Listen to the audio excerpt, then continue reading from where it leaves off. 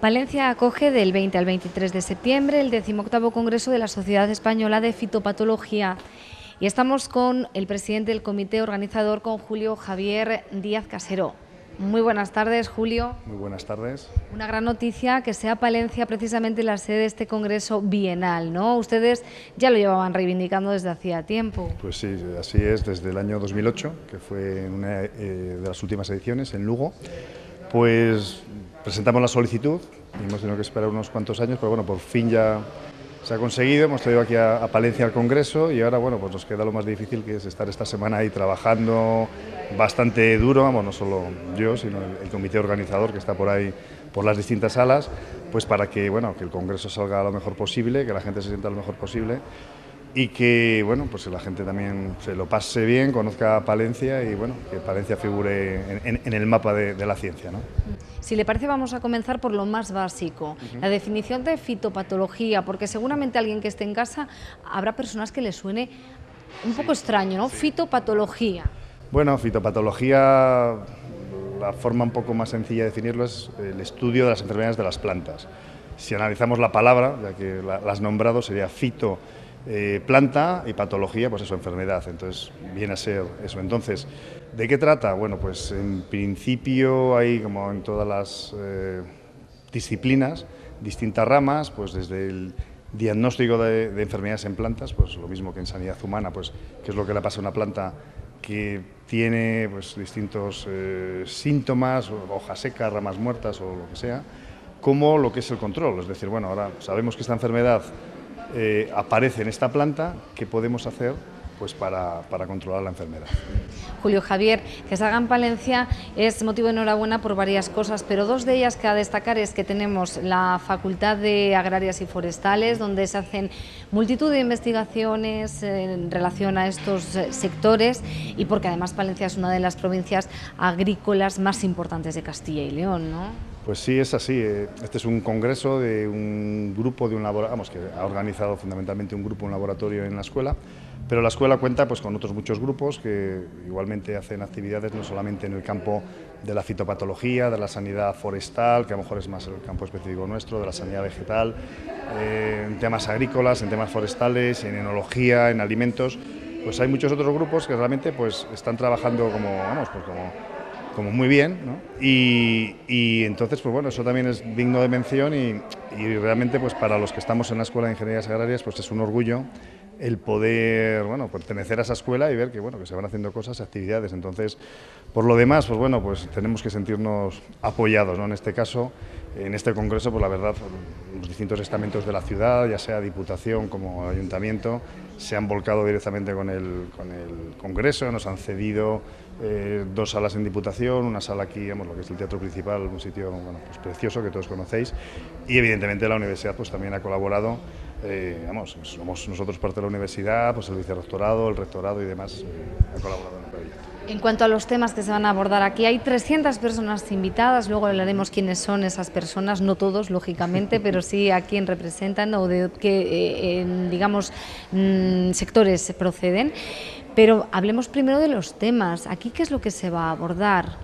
Bueno, pues se aborda, la temática es muy amplia, o sea, pese a que, bueno, pues el campo de la fitopatología, lo que comentabas al principio, mucha gente a lo mejor es la primera vez que oye esa palabra como tal, pero seguramente que en algún momento ha oído hablar pues de cualquier enfermedad en plantas, ya sea plantas hortícolas, ya sean frutales, ya sean cultivos extensivos, como puede ser cereal, que aquí pues es una de las zonas estadísticas más importantes de España, ¿no? Cultivo de remolacha o cultivo forestal, que es un poco a lo que nosotros nos dedicamos más intensamente. Entonces, cualquier de estas disciplinas entra en este campo de la fitopatología.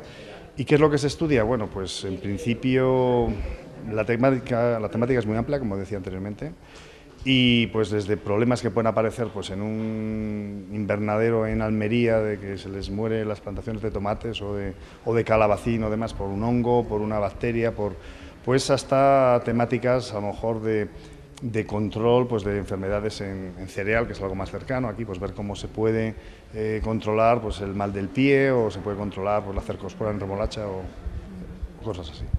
Aquí en Castilla y León, no sé si tenemos que lamentar alguna enfermedad que esté últimamente preocupando seriamente pues, a las personas que se dedican a diagnosticar estas enfermedades, tanto del ámbito forestal o agrícola.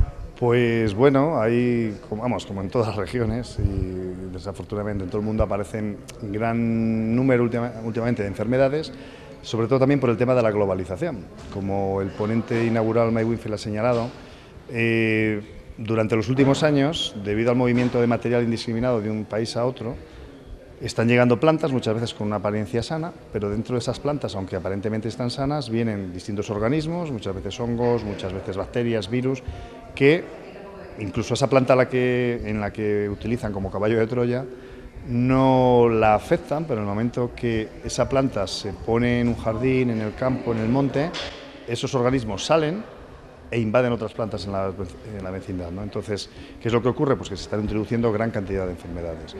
Y eso es un problema. Entonces, en Castilla y León pues tenemos enfermedades nuevas que pueden ser en temas forestales, por ejemplo, pues el fusarium en los pinos, no voy a hablar de temas específicos, pero tenemos también otras enfermedades más tradicionales, como por ejemplo el chancro del castaño en forestales, que también aparece, o temas pues como el mal de pie en cereal, o bueno, problemas también en frutales o demás. Entonces, ¿cuál es la más importante? Pues en estos momentos tampoco me atrevo a decirlo. Por ejemplo, en temas de coníferas o de monte, plantaciones de pino y bosques de pino, pues en estos momentos hay un problema grave que es el decaimiento del pináster, donde hay mortalidades cercanas al 80% en muchas zonas. Entonces, claro, esto es algo bastante grave, ¿no? Este pino en concreto es el pino más extendido en toda la región y en todo el país, ¿no? Entonces, hay muchas enfermedades, desgraciadamente, importantes, pues muchas menos, pero el problema es que cada año están entrando nuevas enfermedades. Hace un siglo era cada 25 años, cada 30 años, hace medio siglo a lo mejor entraban cada 5, 6, 7 años, 10 años, pero en estos momentos cada año están entrando pues, nuevas patologías que, bueno, algunas tienen una gravedad bastante considerable. ¿Cómo evitarlo? A ver, hacerle frente totalmente es prácticamente imposible, ¿no? Pero ¿cómo ponerle freno?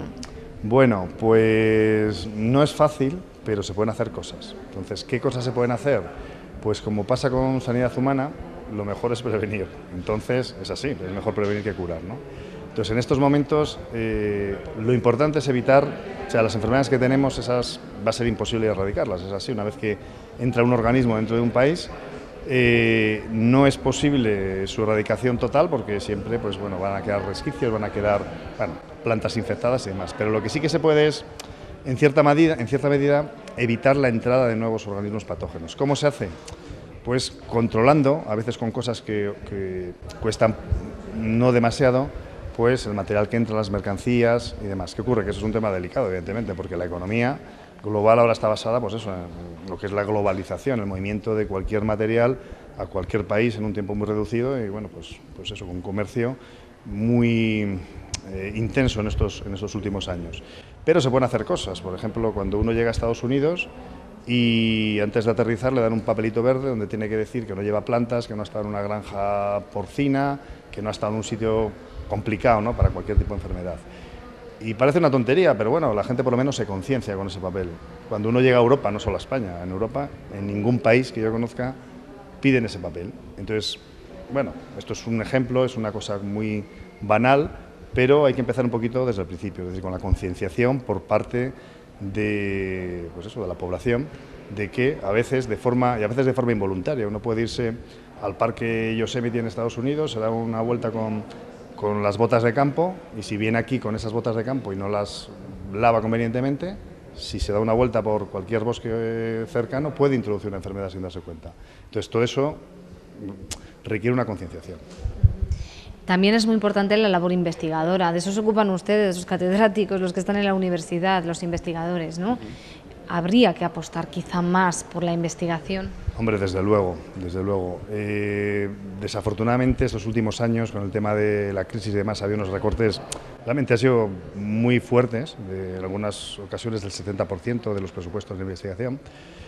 ¿Qué ocurre? Pues que eso no es ahora dejo de invertir y vuelvo a invertir dentro de 3 años y lo recupero, porque a veces es un trabajo de 30 años que a lo mejor tardamos otros 15 en recuperarlo. Entonces, es importante desde luego mantener un cierto nivel de apoyo a la investigación, y en estos momentos, pues eso es una cosa que sería más que rentable. Es decir, cualquier dinero invertido en investigación es mucho más rentable que muchas otras partidas que dedican a, bueno, no voy a decir ninguna específicamente, pero en estos momentos invertir, y voy a decir hasta una cifra, el doble en investigación, por supuesto que tendría mucho más retorno, ¿no?, económico incluso, no desde luego el año que viene, pero a lo mejor dentro de 5 o 10 años, que muchos otros dineros, muchas otras partidas que están dedicando con bastante más presupuesto, ¿no? Entonces, desde luego que es rentable. Hablemos ya de esos 300 invitados. ¿De dónde proceden? Me imagino que de todos los puntos de España, ¿no? Sí. Y además van a pasar aquí unos cuantos días, que eso significa también que van a poder conocer Palencia, y esto aumenta también pues su presencia en nuestra economía, digamos, local. No, pues yo creo que se tiene que notar, ¿no? Porque Palencia no es una ciudad muy grande.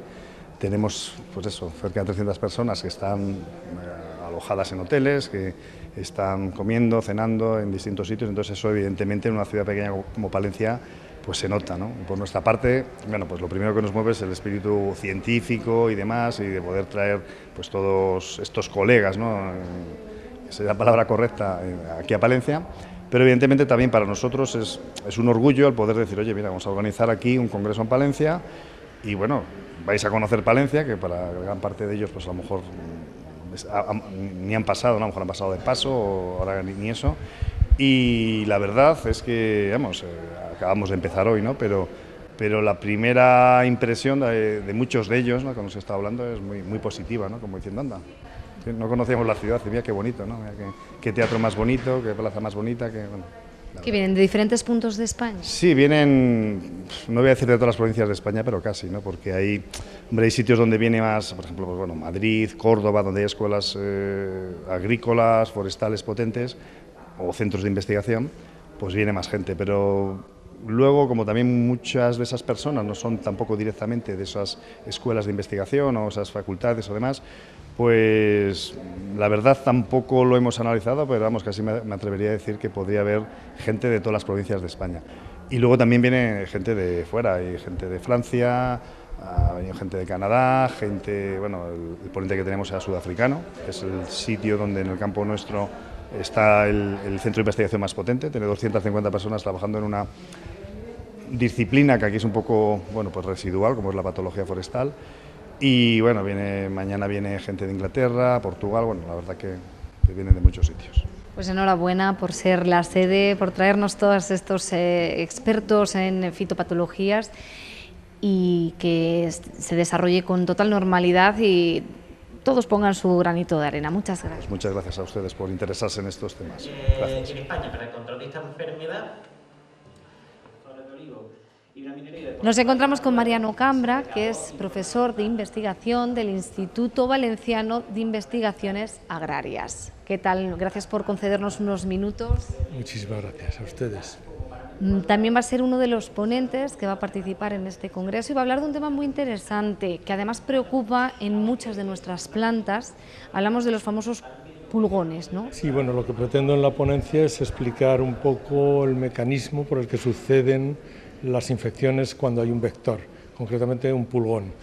En primavera se producen miles de hembras partenogenéticas, que es la manera más eficaz en la naturaleza de multiplicarse, supuesto la más aburrida posiblemente, pero generan miles de individuos que, si se alimentan, si pican en un árbol enfermo, pueden transmitir después a un árbol sano la enfermedad, el agente patógeno.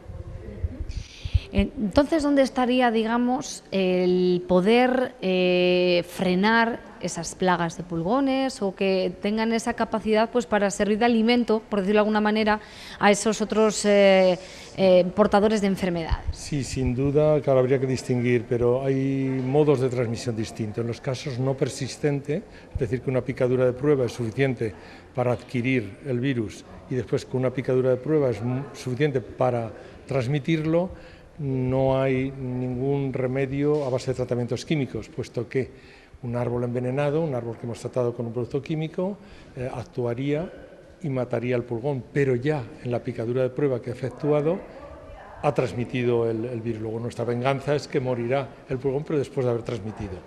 Es eficaz, sin embargo, para estos el retrasar desde que han pinchado en una planta enferma hasta que llegan a una sana, retrasar su llegada. ¿Cómo? Mediante mallas de plástico, mediante sistemas que ralenticen la llegada y la picadura de prueba que el pulgón efectúa. Por tanto, quizá aparentemente nos puede sonar como unas soluciones bastante sencillas, pero ¿lo son? Sí, porque se colocan incluso sobre los árboles mallas de plástico antipulgón, es decir, que tienen unos agujeritos por los cuales no atraviesa el pulgón, y son soluciones que se utilizan y además son muy económicas y se pueden meter temporalmente. Para la producción seria e industrial de plantas en vivero basta realizarlas estas en invernaderos al abrigo de pulgones. Pero me imagino que para llegar a estas conclusiones hay mucho trabajo detrás, ¿no? Bueno, pues un poquito, pero a eso nos dedicamos. A eso nos dedicamos y bueno, el seguimiento de los pulgones obliga necesariamente a realizar pues experiencias a lo largo del año. Es decir, desde primavera, que empieza a multiplicarse, hasta el invierno, donde ponen huevos después de crear una fase sexual. Huevos que pasan el invierno, es una forma de que pasen el invierno protegidos, luego por tanto mínimo un periodo de un año de seguimiento y realización, por supuesto, de transmisiones experimentales del virus que se tratara. ¿Ha hecho usted referencia a esos productos, los fitosanitarios, que en muchas ocasiones, claro, son efectivos pero también dañan el medio ambiente, ¿no? Sí, bueno, claro, por supuesto. Yo hablo de que no son efectivos en el caso de transmisión no persistente. Sí que son efectivos en reducir las poblaciones de pulgones que en ese momento están en los árboles, pero 2 horas más tarde las especies que son migrantes vienen de nuevo y no hemos hecho nada más que perjudicar el medio ambiente. Usted abordará este tema, pero los demás colegas de profesión pues aportarán su granito de arena. Estos congresos, usted que acude como ponente y también como participante del mismo, ¿qué le parece a usted que pueden servir para ustedes y para la sociedad en general? Bueno, pues yo sí, soy socio fundador de la sociedad y he participado en los 18 congresos, ¿no? Entonces es muy interesante porque aparte que ves es un foro de encuentro, y ves una evolución en los trabajos de los otros grupos, y es un motivo de discutir temas, preparar asuntos y proyectos conjuntos en aspectos que no habías contemplado, que alguien te sugiere. O sea, es un intercambio muy positivo y que es absolutamente fundamental para el progreso de la ciencia y del trabajo que se realiza en distintos centros y por distintos grupos de investigación. Ha sido un placer, muchísimas gracias. Muchísimas gracias a vosotros.